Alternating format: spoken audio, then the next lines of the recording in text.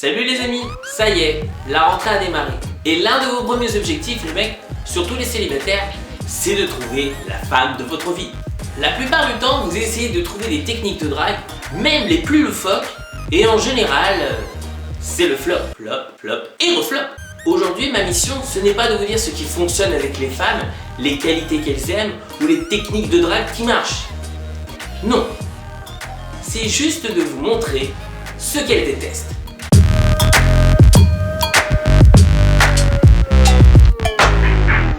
Numéro 1, le tout mou. Un de mes préférés.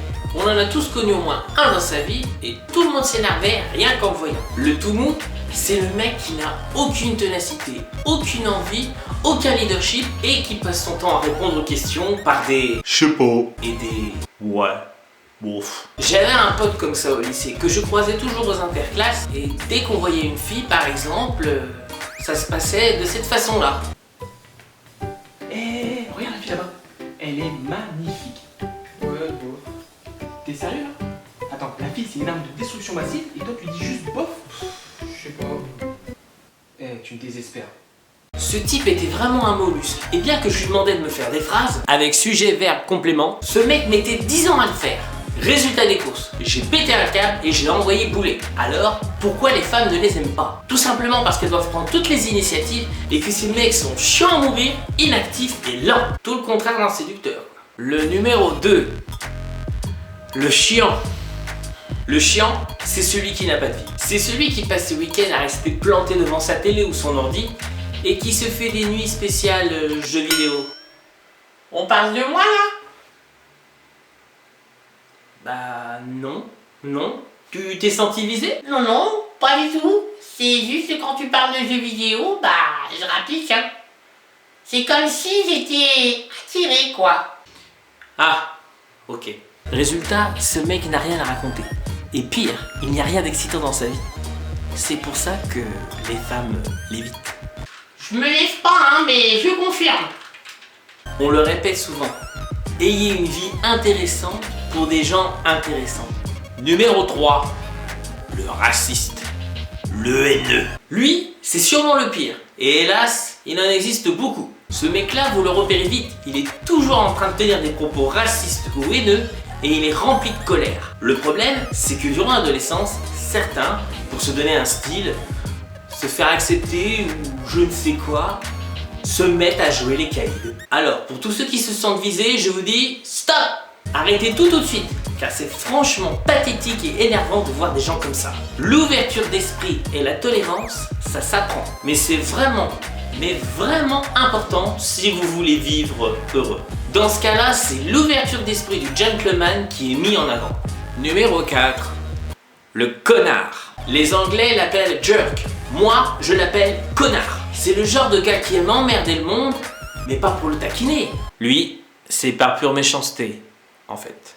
Les femmes l'apprécient au collège, car il fait plutôt côté bad boy, et il paraît avoir confiance en lui, contrairement aux autres gars. On est tous passés par là au collège.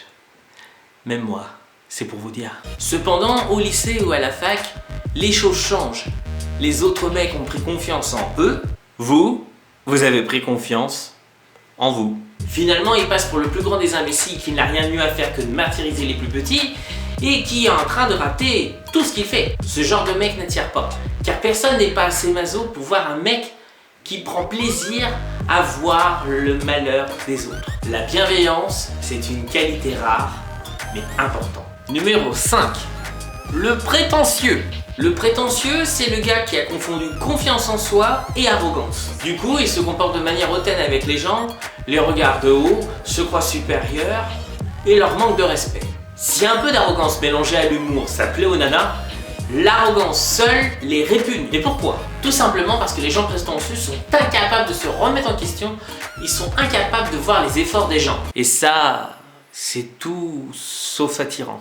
Mais le pire, séduction mise à part, c'est que le mec prétentieux ne progressera pas, puisqu'il n'est pas capable de reconnaître le travail des autres et d'en tirer des leçons. Donc si vous vous retrouvez dans cette catégorie, il faut tout revoir depuis le début. Vous avez certainement un trou dans votre estime que vous comblez par de l'arrogance. N'hésitez pas à vous remettre en question de temps à autre, de vous inspirer des gens, de les complimenter dans leur effort. Là, vous progresserez. car un séducteur sait trouver l'équilibre entre arrogance et confiance. Numéro 6. La loque. La loque ressemble un peu au tout mou, sauf que lui il n'est pas mou naturellement, il est juste camé. Si certains aiment fumer ou se bourrer la gueule régulièrement, sachez les amis que les filles détestent ça. Le tabac froid a une odeur passable. Perso, je m'en fous, je suis plutôt cigarette électronique. Le tabac, c'est tabou, on en viendra tous à bout. Juste, ferme ta gueule. Cordialement. Ah, ok. Mais alors, un mec qui sent le shit, alors là, c'est une autre histoire. Mais c'est pas le plus grave. Un mec shooté, ça se détecte très vite. J'en vois déjà en train de me dire. Mais non, Big B, t'inquiète pas, moi ça se voit pas, j'ai l'habitude. Rien qu'à sa tête et à ses yeux fatigués, ça se repère à 100 mètres. Et bien sûr, ça se voit surtout dans son comportement très dynamique et dans ses réponses instantanées. Enfin, ça se voit aussi dans certaines vidéos réalisées par ses amis où il est défoncé ou qui court tout nu dans la rue par exemple. Mis à part le côté ridicule du bonhomme, les filles sont rarement attirées par les mecs qui ont du mal à aligner deux mots en tremblant. Un séducteur sait se contrôler et préserve sa santé.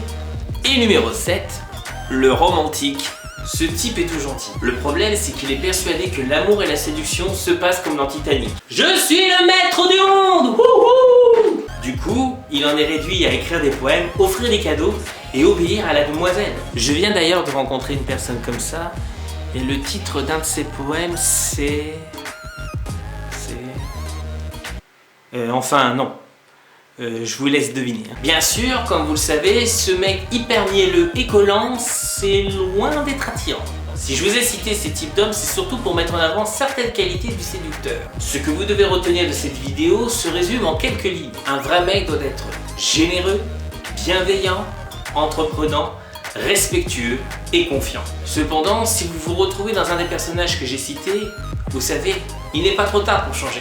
Et vous, c'est quoi le type de personne que vous détestez? Et les filles, dites-moi dans les commentaires les types de mecs que vous détestez. C'est la fin de cette vidéo, n'hésitez pas à la liker, la commenter et surtout la partager pour faire découvrir ma chaîne à de nouvelles personnes. Et on se retrouve très prochainement pour une nouvelle vidéo et comme on dit chez moi, à 3, à la royote les gens.